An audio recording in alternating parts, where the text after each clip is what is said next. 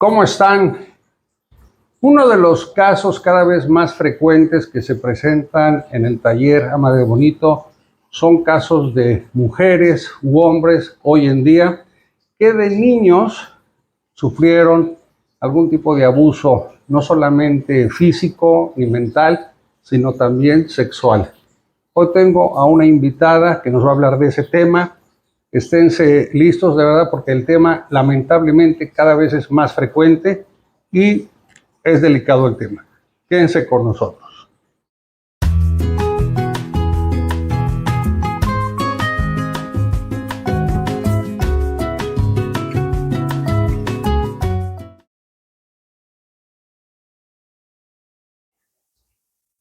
Bueno, pues aquí estamos otra vez con Gaby Aciaín. Gaby, encantado de tenerte aquí en el programa. Gracias por la invitación. No, pues la vez pasada hablamos de la Barbie y hoy vamos a hablar lamentablemente de una historia que es cada vez más frecuente y bueno, pues creo que mejor tú que lo tratas con pinzas y ya veo que lo traes todo ahí. Traigo mis notas, sí. Traes tus notas como siempre. Pues mira, primero que nada, gracias por darle visibilidad y voz a este tema que desafortunadamente viven muchas personas. Ya no podemos hablar que es exclusivamente un tema de mujeres, aunque en su mayoría sí es, pero es un tema que afecta a muchas personas, especialmente en México. Las cifras son espeluznantes. Hace ratito estaba leyendo y México es el primer lugar de abuso sexual infantil a nivel mundial. A nivel mundial. Además de ser el primer lugar también en creación y distribución de pornografía infantil, de trata, explotación de menores. O sea, es un tema muy frecuente en nuestro país, más frecuente de lo que quisiéramos. Y lamentablemente también el trato que se le da a estos casos pues es todavía muy pobre y deja mucho que desear. Entonces, qué bueno que te abres a tocar este tema, porque como bien dices, hay mujeres que ya tiempo después de haber vivido el abuso, o sea, si lo viven de niñas, mucho tiempo después es que se deciden a hablarlo, a sanarlo. Me imagino que llegan a tu taller muchas mujeres que lo han vivido y que a lo mejor no saben por dónde empezar o por primera vez se atreven a nombrarlo. ¿Sí? Fíjate que hay un caso, y si está viendo este programa le mando un saludo porque creo que fue el taller número 4 o 5, ya vamos para el taller 88, y me contactó una mujer y me dijo: Alfonso, soy feliz, exitosa, excelente esposa, económicamente, o sea, todo bien. Pero hay algo que no sé qué traigo, que no han podido sacarme y me recomendaron tu taller. Y un día 13, me acuerdo que era 13 porque para mí no es de mala suerte, me escribe y me dice: bendita sea tu vida. El taller me ayudó a recordar que fui abusada por mi padrastro. O sea, los ejercicios del taller le llevaron recuerdos y de repente ella va con la mamá y le dice, la mamá todavía vive, ¿no? Y le dice: oye, mamá, ¿quién era un señor así y así? La señora se puso, pues, estalló en llanto y le dijo, ¿no? De hecho, ahorita nos cuentas los tipos, porque digo, abuso sexual me imagino que debe haber el consumado, el toqueteo, ¿no? Que sí, luego se dan cuando son muy chicos. Y este era un señor que todas las noches la tocaba y le decía: no, te vine a poner Big Vaporub. ¿Y cuál Big Vaporub? No estaba enferma la niña y cayó eso. Y otro que fue el motivo principal por el que te invité, me llama una señora y me dice: ¿sabes qué, don Alfonso? Ya no puedo más, sufro mucho porque mi esposo ha abusado de mi hijastra varias veces y quiero yo tomar el taller. La hija ya tenía creo que 20 o 21 años. Le digo: de entrada, esto es un delito, porque la señora estaba, o sea, ella sabía, era un tema ya desde hace muchos años, creo que la niña tenía 6 o 7 años, entonces ahorita me comentas de ese tema. Y la segunda, pues yo creo que la que debe tomar el taller es su hija, ¿no? Porque yo creo que es la más afectada. Yo creo que se vulneran muchas cosas, ¿no? Sí, fíjate, tocas temas bien importantes. Uno, primero empezar por definir qué sería un abuso sexual, que creo que es importante, y es todo tipo de actividad sexual que sea sin el consentimiento de la otra persona y que haya de por medio algún tipo de presión física o emocional para que esto suceda. Y puede ser desde tocamientos, puede ser desde penetración, ¿no? O sea, también la penetración es abuso sexual. Y a veces no necesariamente necesita haber penetración, puede ser exponer al niño o a la niña a imágenes, a pornografía, a actos que puedan presenciar los menores de edad, y esto obviamente les va a crear una afectación que los papás, si están atentos, pueden empezar a notar, ¿no? Niños que comienzan a estar muy irritables, a estar deprimidos, a tener conductas autodestructivas, a cortarse, a no comer o a comer en exceso, a presentar malas calificaciones. O sea, son los síntomas que los niños empiezan a presentar, y los papás a veces pasan desapercibidos o dicen, bueno, pues es temporal, o a lo mejor solo está muy berrinchudo, pero porque los niños no saben cómo nombrar esto que está pasando con ellos. Y tristemente, el 74% de los casos de abuso sexual es por parte de alguien que está en el círculo cercano al niño. O sea, casi la mitad es por parte de un familiar, pero el 74%, estamos hablando 3 de cada 4, es alguien que el niño conoce y que está dentro del círculo cercano. Entonces, ahí se presentan otro tipo de factores que todavía vuelven más complejo el caso de abuso sexual. Porque de entrada, si hay un lazo afectivo con la persona, pues como la persona que me quiere, o el tío que me consiente, o el padrastro que me da un techo para compadre, vivir, ¿no? claro, o el tío favorito de la casa que siempre viene y nos divertimos con él. Por otro lado, me hace esto que me hace sentir incómodo o incómoda, y ¿cómo le voy a decir esto a mis papás, ¿no? Entonces, por eso a veces pasan muchísimos años antes de que las víctimas se atrevan a hablar de este tema.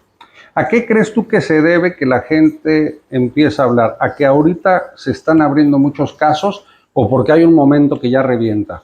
Pues yo creo que las dos cosas. Creo que sí vivimos ahorita en una época en la que ya se habla más abiertamente de estos temas, ya se da más voz, más visibilidad, cosas que antes quizás se normalizaban, ahora ya hay más conciencia, hay menos ignorancia respecto a estos temas. Se han abierto ya varias puertas en cuanto a educación sexual, a prevención de abuso. Cada vez las personas están más conscientes de estos temas, porque también si nos vamos a los estratos de más bajos recursos económicos, hay personas que no tienen la preparación, que no tienen ni siquiera el lenguaje para nombrar esto que les pasa. Yo me he enterado, por ejemplo, aquí en donde vivimos, en Cancún, que hay diversas zonas de la ciudad donde una práctica común es que los padres inicien en la sexualidad a las hijas, que ellos sean los primeros que tengan un contacto sexual con la hija. En Cancún. En Cancún. Órale. Entonces, imagínate si esto es como una tradición o una especie de norma de usos y costumbres, pues estamos hablando que de debe ser también en algunas partes de la República, ¿no? Sí, no exacto, no solo en Cancún, pero que en muchas partes de la República esto sea una práctica común, una práctica normalizada, pues es sumamente alarmante. O sea, sí hay, y ese es un tema que no podemos negar, sí hay lugares donde por cultura, ¿no? Por tradición, por ejemplo, el famoso derecho de pernada que usaban en las haciendas, ¿no? De que si el de abajo se quería casar, la esposa tenía que pasar por el patrón, ¿no? Y era el derecho de pernada. Pero en este caso, pues yo creo que ya los tiempos, digo, si ahora ya no pueden ponerle a los perros collares porque se lastiman, pues yo creo que debería de haber un poquito de más apertura en estos temas, sí, ¿no? De hecho, ahorita que hablabas del encubrimiento, o sea, las personas que saben que en su familia está habiendo abuso sexual por parte de alguien y no lo denuncian y no lo hablan, son parte de un encubrimiento, y esto es considerado delito, son cómplices.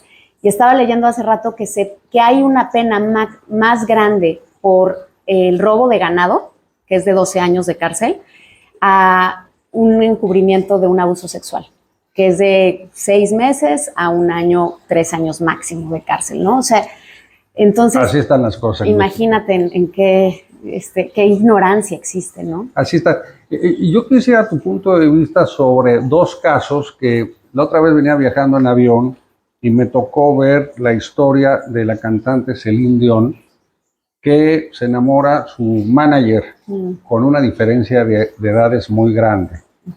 Y fíjate qué curioso, más o menos por las fechas viene el tema de Sasha, por ejemplo, con Luis de Llano, sí. ¿no? Que hoy revienta como que no, que fue abusada sexualmente, que fue esa belleza. ¿cuál es esa línea delgada entre el me enamoré de mi manager a que el manager me vio la cara? Pues mira, no estoy sí, yo no estoy familiarizada con el caso de Celine Dion, pero sí... ¿No viste la película? No, no he visto la película. Ve la película. Pero bueno, vi todo la bioserie de Gloria Trevi y veo casos donde hablan precisamente de estos temas. Y sí, cuando hay una diferencia, o sea, no es lo mismo que la diferencia de edad sea alguien de 50 con alguien de 35, que puede haber el mismo nivel de conciencia, tal vez no de madurez, esa es la palabra, pero hay conciencia, a una niña de 14 con una persona de 30, ¿no? Sí. Porque ahí sí hay una desventaja en cuanto al nivel de conciencia, la madurez, la percepción de la realidad que cada uno tiene. O sea, una persona, un niño, un adolescente de 14 años no ha vivido lo que ha vivido alguien de 30 y no tiene, o sea, tiene mucha inocencia, todavía no ve como algo malo, él simplemente pues se ve manipulado, ¿no? Lo que hace un adulto es manipular, es presionar de una manera pues más psicológica, es muy persuasivo y con esta manipulación se va ganando el cariño, la confianza, incluso de los familiares. Padres, sí, claro, sí. Claro. O sea, porque se ganan a los padres para poder tener ya la autorización implícita de poder estar con el menor, pero sin embargo esto es delito. O sea, el hecho de que Sasha Sokol hasta ahora se haya dado cuenta de que fue víctima de un abuso, porque ella estaba con la idea de, bueno, fue mi pareja, fue mi novio, estábamos enamorados, pero luego le cae el 20 de que era una niña. O sea, ella no tenía la capacidad en ese momento de ver el peligro, el riesgo en el que estaba metida y de que estaban cometiendo un abuso en contra de ella, ¿no? Entonces, qué bueno que lo mencionó para que también lo dejemos de normalizar.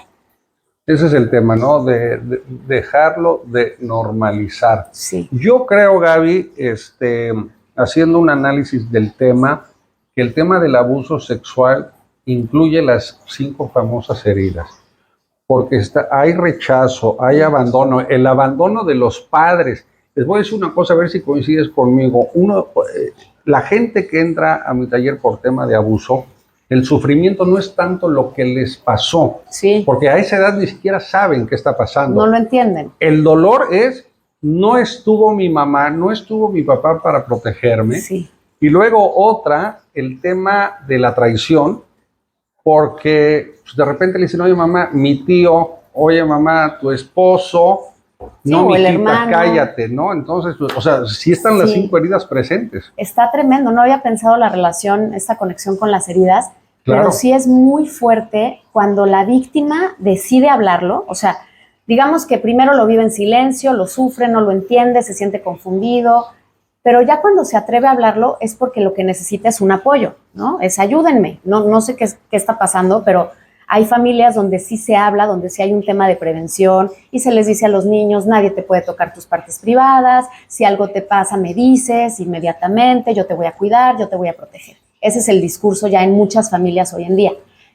Lo que sucede es que como a veces es alguien familiar o alguien cercano a la familia, en el momento en el que la persona decide hablarlo y exponerlo, los familiares se quedan perplejos y dicen, ignoran o dicen, normalizan, no pasó nada, bueno, no es tan grave, no, mijito, no. O le echan la culpa, ¿no? O le echan la culpa. Es que tú te pones esas falditas o esos shortcitos, es que tú eres demasiado cariñosa y te vas y te sientas en sus piernas. O sea, ¿qué es lo peor que se puede hacer? Culpabilizar a la víctima, negar que eso pasó, hacerle sentir que está exagerando o incluso decir, bueno, no pasó nada, no exageres y vamos a seguir como que nada pasó aquí, este familiar va a seguir viniendo a la casa o esta persona amiga nuestra, porque pues no vamos a dejar de tener una relación con él. Ahora que hablabas del caso del padrastro, ¿no? O sea, ¿qué hace una mujer que sabe que la pareja está abusando de la hija? Porque por un lado es tu pareja sentimental y por otro lado es tu hija la que está sufriendo. Y muchas mujeres deciden callarse y seguir encubriendo estos abusos por comodidad, porque ¿cómo voy a dejar de tener pareja? ¿Cómo me voy a divorciar? ¿O qué van a pensar? O no quiero abrir este tema a nivel social.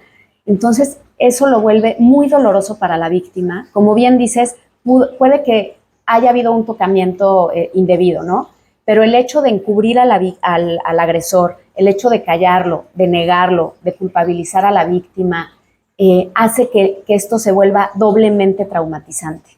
O sea, existe ya el trauma por el abuso en sí, pero también el doble trauma es por la reacción que el entorno tiene respecto al abuso.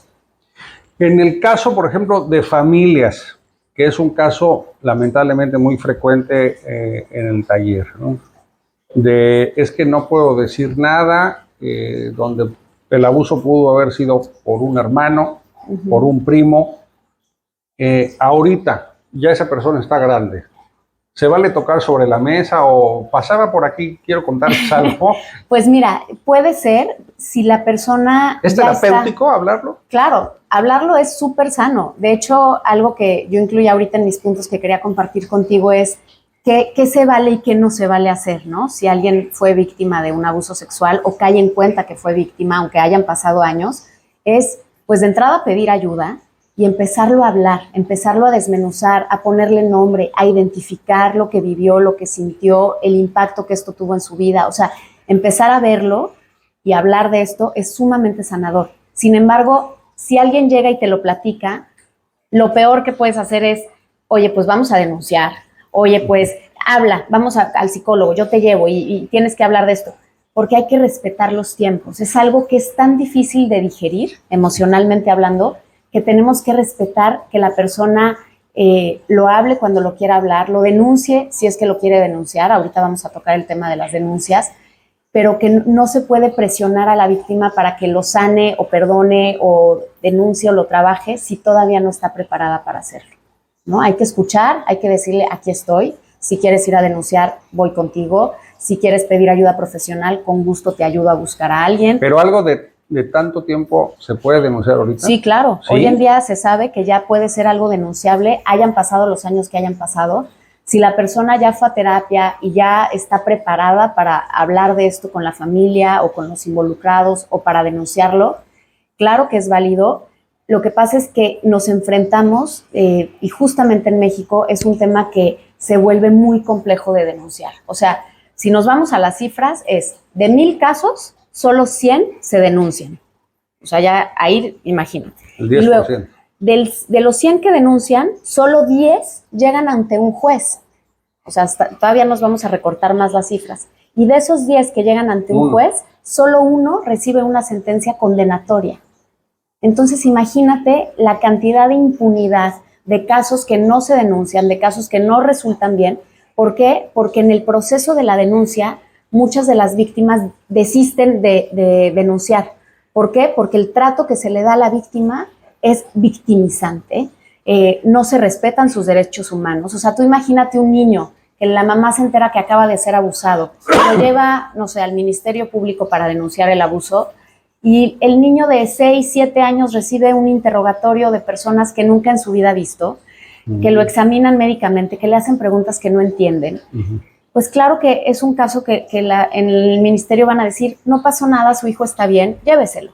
Porque el niño no es capaz de tolerar este proceso de denuncia, porque no hacen las preguntas adecuadas, porque no llevan el proceso de forma adecuada, e incluso una mujer mayor de edad que ya se atreve por fin para ir a denunciar, lo que recibe de parte de las autoridades es invalidación, menosprecio, burla, humillación, en la mayoría de los casos, no quiero decir en todos, pero el proceso es sumamente irrespetuoso y violento para la mujer, porque entonces se ve envuelta en que la culpen, en que la cuestionen. Ay, ¿por qué hasta ahorita?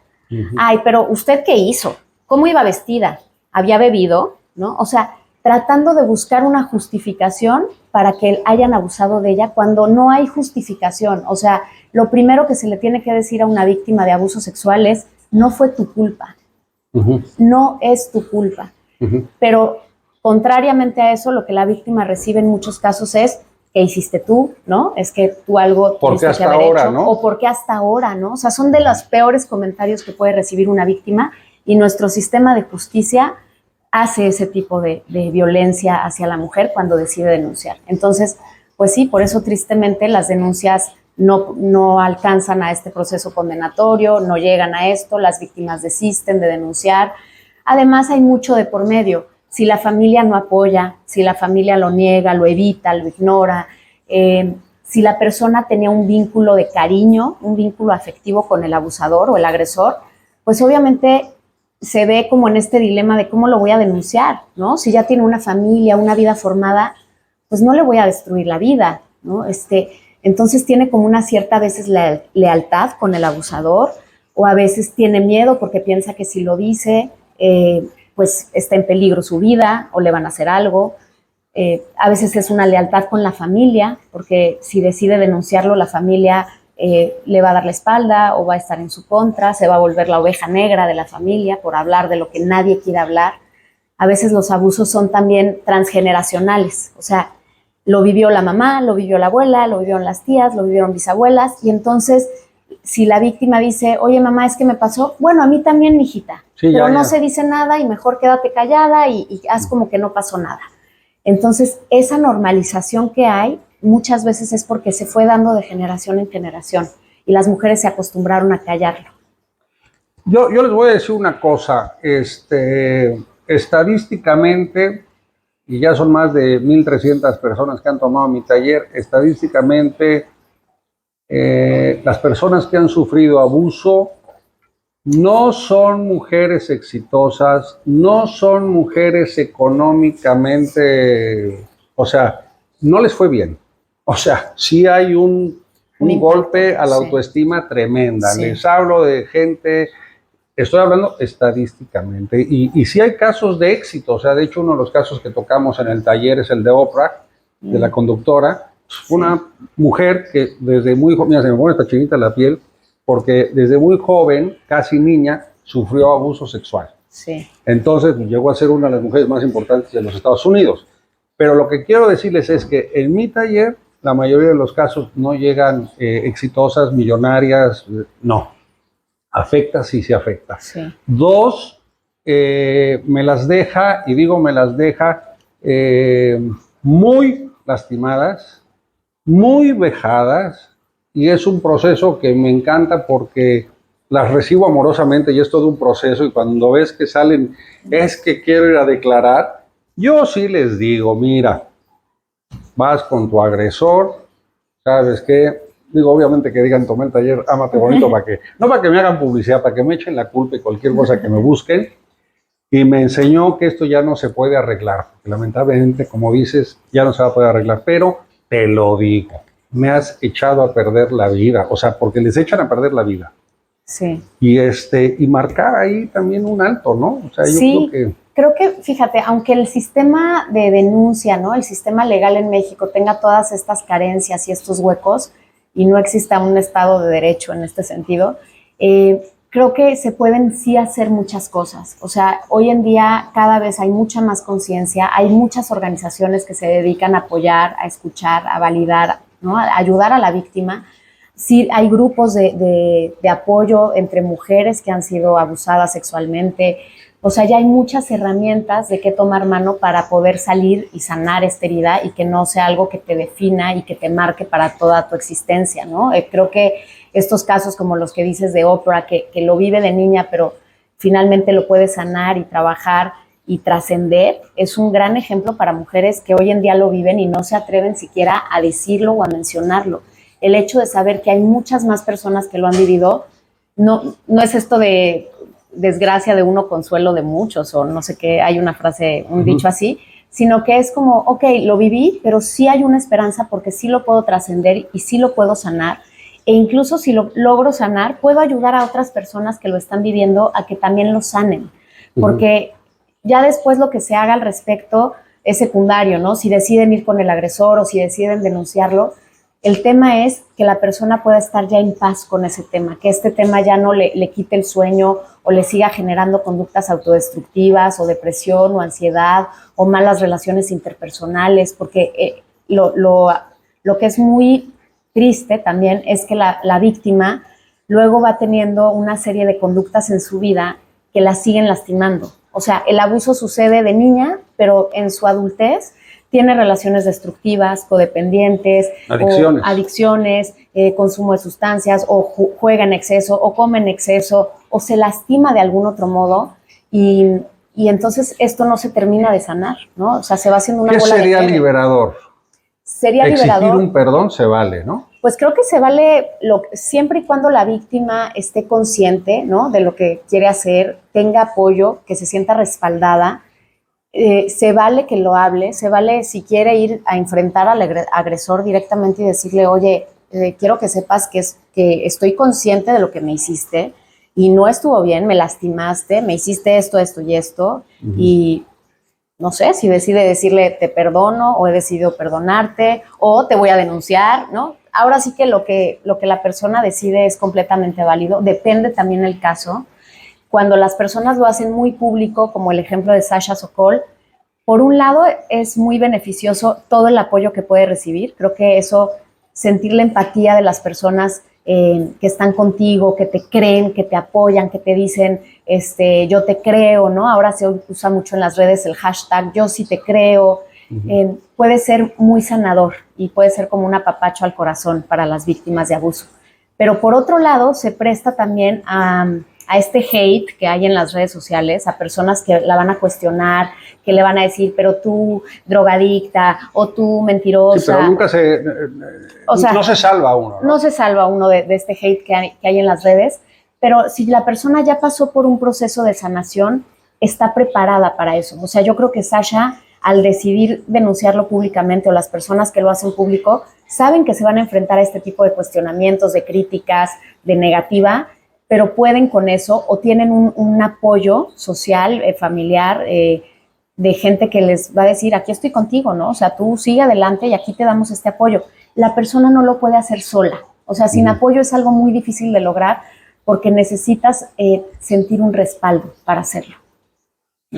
Pudiéramos resumir, Gaby, en 5 consejos. De entrada, tú, si te contactan por internet, por WhatsApp, etcétera, ¿atiendes gente con abuso? Sí, claro que sí. Okay, bueno, y si no tengo espacio, canalizo con mucho gusto con alguien.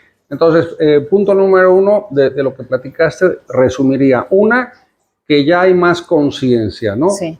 E insistirlo. O sea, tus hijos no te deben de tocar, no debes de permitir que haya la apertura. Que haya más información. Que haya más información y que haya la apertura, ¿no? Oye, ¿qué te incomoda? Oye, ¿por qué esto? Esa sería la primera. Punto número 2, señora, si le pasó a usted, a su madre y a su bisabuela, no tiene por qué pasarle a su nieta. Exacto. O sea, no se lo hereden. Sí. Denuncien. Y esto estamos hablando cuando es a temprana edad. Sí. ¿Qué otro punto?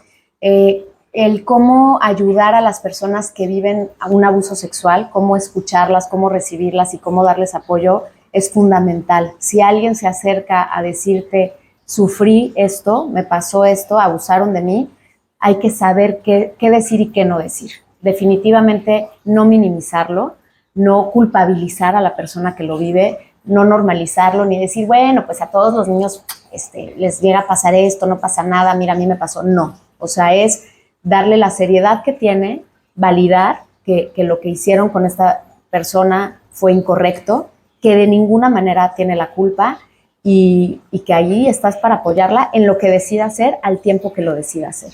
O sea, sí pega, sí marca y lamentablemente no te ayuda. Así es. Cuarto punto podría ser el tema de que si es en familia, pues que se digan las cosas, o sea... Pues yo creo que hablarlo. Mira, dentro de las familias a veces hay modos en los que todos deciden no hablar de las cosas, pero siempre hay alguna persona de confianza con la que puedes acudir, ¿no? O sea, y a veces no es necesariamente... Una tía mediadora. Sí, o a veces no es alguien de la familia, es una pareja, es una amistad, una maestra, alguien con quien digas, con esta persona sí me va a entender, sí me va a creer y me va a orientar para saber qué hago y cómo manejo el tema. Pero sí no quedártelo en silencio, no quedarte callada, porque eso es lo que lastima mucho. El abusado siente mucha desprotección, se siente vulnerable, desamparado, desilusionado, le cuesta trabajo confiar en las personas porque, pues claro, si alguien ya abusó de ti, ¿no? Y rompió esa confianza, ahora ¿cómo voy a creer en alguien, a confiar en alguien? ¿No? Pues por eso digo, está la traición, la humillación, Sí, están las 5 heridas. Y si la familia encima te culpabiliza o lo niega, doblemente doloroso, ¿no? Sí. ¿Y con qué quinto pondrías ahí? Híjole, yo creo que con tener como más apertura a seguir hablando de esto.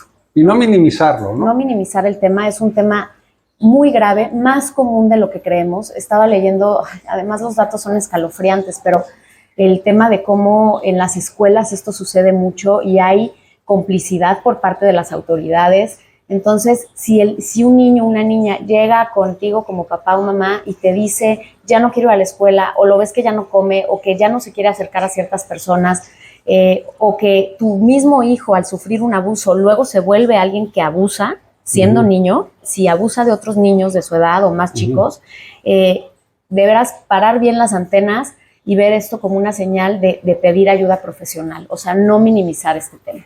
A mí la verdad me impresiona porque el primer caso, digo, pues era del padrastro, ¿no? Pero luego te vas acercando que fue el abuelo y luego te acercas que fue el papá y ahí por eso ya pedí help contigo, Sí. dije, no, pues vamos a tocar el tema. Cada vez se abren casos más fuertes, el caso ese de uno que fue sacerdote, que creo que acaba de morir, que la verdad me da, digo, se me hace de muy poca abuela una maestra que según esto sabía todo, pues también fue cómplice. Claro, También llevaba a fue las cómplice. niñas con el padrecito. La que llevaba y parece que había otra que sabía por ahí. Traté de hablar con esta mujer, ay, si la conocen, le mandan este video, que traté de hablar con ella precisamente para que se haga una denuncia. Sí. Gaby, como siempre agradecido. Gracias. Me encanta cómo tocas el tema y por favor, se puede poner un alto, se puede poner un alto, se puede cambiar el rumbo de la vida de la gente y bueno, pueden atenderse con Gaby, pueden recibir informes del taller. Este programa se queda en 3 plataformas, se queda como material del taller y es denuncia, denuncia, no hay más, ¿no? Pues sí, o hablarlo. Aunque decida no denunciarlo por este sistema que tenemos legal, por lo menos hablarlo y pedir ayuda. Creo que sería más importante. Pues muchísimas gracias, Gaby, y muchísimas gracias por habernos acompañado. Gracias y nos vemos en el próximo cafecito. Muchísimas gracias. Gracias, Gaby.